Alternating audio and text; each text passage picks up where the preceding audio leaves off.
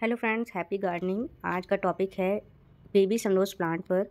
ये प्लांट एक permanent plant है। जिन लोगों को सीजनल प्लांट लगाना पसंद नहीं होता है, वो चाहते हैं कि एक बार प्लांट लगाएं और पूरी साल हमारे गार्डन में बना रहे, पूरी सालों साल, तो उसके लिए ये प्लांट बहुत ही बेस्ट है। ये है बेबी सनरोज का प्लांट। इसका नेचर थोड़ा थोड़ा जेड प्लांट से मिलता जुलता है। इस पर गुलाबी रंग के फूल भी आते हैं, लेकिन ये फूल पूरे साल नहीं आते हैं, सिर्फ बसंत ऋतु में ही आते हैं। इस प्लांट में स्टेम निकलती है और हर पत्ती के साथ में एक एक स्टेम और निकलती जाती है। ये प्लांट बहुत जल्दी से बुशी हो जाता है, फैलता जाता है। नीचे जड़ से एक ही रहता है, लेकिन ऊपर से बहुत सारी स्टेम बनकर ये बहुत ज़्यादा फैल जाता है। जिन लोगों को प्लांट बहुत ज़्यादा फैले हुए प्लांट और जल्दी जल्दी ग्रोथ करने वाले प्लांट चाहिए, तो उनके लिए ये प्लांट बेस्ट है। और ये एक परमानेंट प्लांट है जो हर वक्त ये हमारे साथ रहता है। इसकी केयर के बारे में जानेंगे तो बहुत ज़्यादा इसकी केयर नहीं है। इसके पत्ते थोड़े पालक के पत्तों के जैसे होते हैं। जब इनको दबाते हैं, तोड़ते हैं, तो इसमें एक पानी सा निकलता है। तो ये थोड़ी मोटी पत्तियां होती हैं और इसकी स्टेम भी थोड़ी मोटी होती हैं।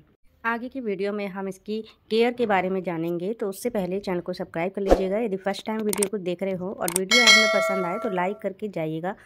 तो सबसे पहले प्रोपगेशन के बारे में बात करते हैं। इसको प्रोपगेट कैसे करना है। इस प्लांट को हम कटिंग से प्रोपगेट कर सकते हैं। बीज इस पर नहीं बनते हैं क्योंकि फ्लावरिंग बहुत कम होती है।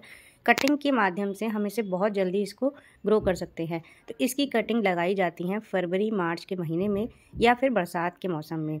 तो इस प्लांट के लिए बहुत ज़्यादा गहरे पॉट की ज़रूरत नहीं है। छोटे पॉट में कटिंग लगाइएगा। कटिंग स्पेशली जब भी किसी भी प्लांट की लगाते हैं तो छोटे पॉट में ही लगानी चाहिए। तो मैंने ये छोटा सा पॉट लिया है, इसमें मैं इसकी कटिंग लगा रही हूँ। नीचे से जहाँ से पत्तियाँ निकाली जा रही हैं उन्हें नोड एरिया बोलते हैं। वो 3-4 नोड एरिया हमारे मिट्टी में जाने चाहिए। नीचे की पत्तियाँ निकालनी बहुत ज़रूरी है क्योंकि मिट्टी के संपर्क में आने पर वो गलने लग जाती हैं। जब ये प्लांट मैंने ग्रो किया था, जिससे मैंने कटिंग ली है, तो उस समय मैंने इस तरह ये कटिंग लगाई थी और यहाँ से मैंने इसे बांध दिया था।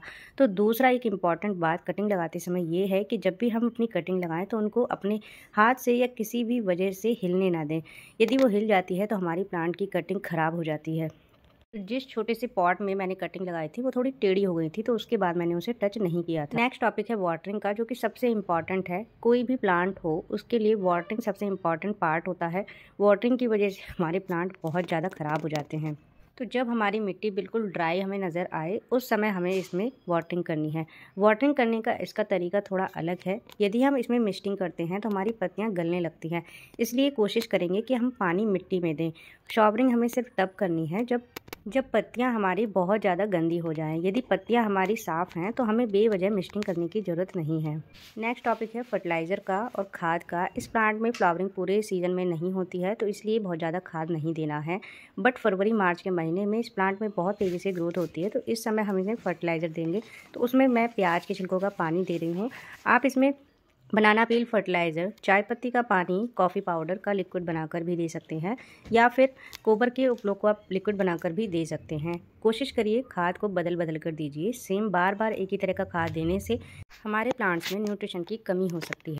अब जानते हैं इस प्लांट में क्या क्या प्रॉब्लम्स आती हैं। तो इंसेक्टिसाइड तो इस प्लांट में नहीं होता है, कोई कीड़ा नहीं लगता है इसमें, क्योंकि ये प्लांट धूप में रखने वाला प्लांट है। जिस तरह जेड प्लांट को बहुत अच्छी खासी धूप चाहिए, उसी तरह इस प्लांट को भी धूप में ही रखना होता है। इस प्लांट की पत्तियां अच्छी धूप में रखने की वजह से गलने लग जाती हैं। जैसे कि ये छोटी सी पत्ती है, फिर भी ये गल गई है क्योंकि मैंने इसमें मिस्टिंग की थी, फर्टिलाइज़र दिया था और पत्तियाँ भी बहुत गंदी हो गई थी।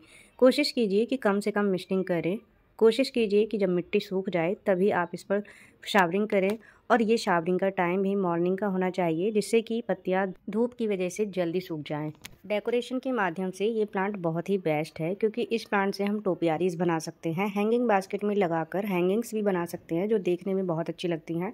पिछली दिवाली पर मैंने इसको बहुत अच्छे से डेकोरेट किया था, उसी टाइम की कुछ वीडियोस ये हैं। और इस बार अब ये प्लांट बहुत घना हो गया है, तो अब और अच्छे से हम इसे डेकोर करके अपने गार्डन में एक सुंदर लुक दे सकते हैं, DIYs बना सकते हैं। और बहुत ही प्यारा प्लांट है, इसे अपने घर में ज़रूर ऐड कीजिए, बहुत ही सुंदर लगता है। अब दिखाते हैं हम अपनी लगाई हुई कटिंग्स का 15 दिन का अपडेट। तो ये कटिंग्स लगाई थी मैंने फरवरी की शुरुआत में, अब फरवरी का एंड चल रहा है, और अब आप देख सकते हैं कि हमारी इस कटिंग्स में कितनी ग्रोथ हुई है। ऊपर से भी इसमें 2-2 पत्तियां निकल आई हैं और नीचे की साइड से भी इसमें से और छोटे छोटे स्टेम्स निकल रही हैं।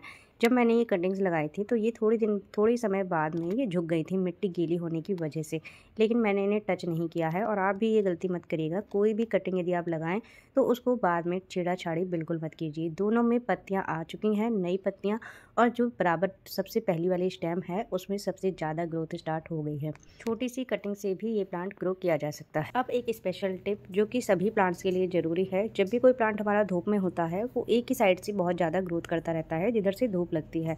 दूसरी साइड से जब हम प्लांट को घुमाते हैं तो उधर साइड से कम ग्रोथ होती है। जैसे कि इसमें पत्तियाँ पीछे की छोटी छोटी हैं, उधर की साइड प्लांट झुक भी नहीं रहा है, इसलिए अपने प्लांट को कुछ कुछ दिन के बाद में घुमाते रहिए जिससे कि धूप दोनों साइड में लगे, तो हमारा प्लांट बहुत अच्छे से दोनों तरफ से ग्रोथ करेगा। नेक्स्ट टॉपिक है प्लांट को बुशी कैसे बनाया जाए। तो हमारा प्लांट में जो पुरानी पत्तियां होती हैं वो हटती जाती हैं, झड़ती जाती हैं, तो पीछे से स्टेम खाली होती जाती है।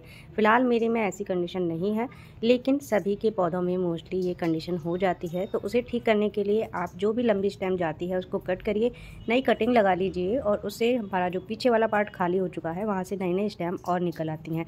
इससे हमारा प्लांट मल्टीप्लाई भी हो जाता है और बुशी भी हो जाता है। तो इस तरह अपने प्लांट की केयर करिए, कहीं से कटिंग मिल जाए तो उसको ले आइए और अपने गार्डन में ज़रूर लगाइए। Thank you for watching.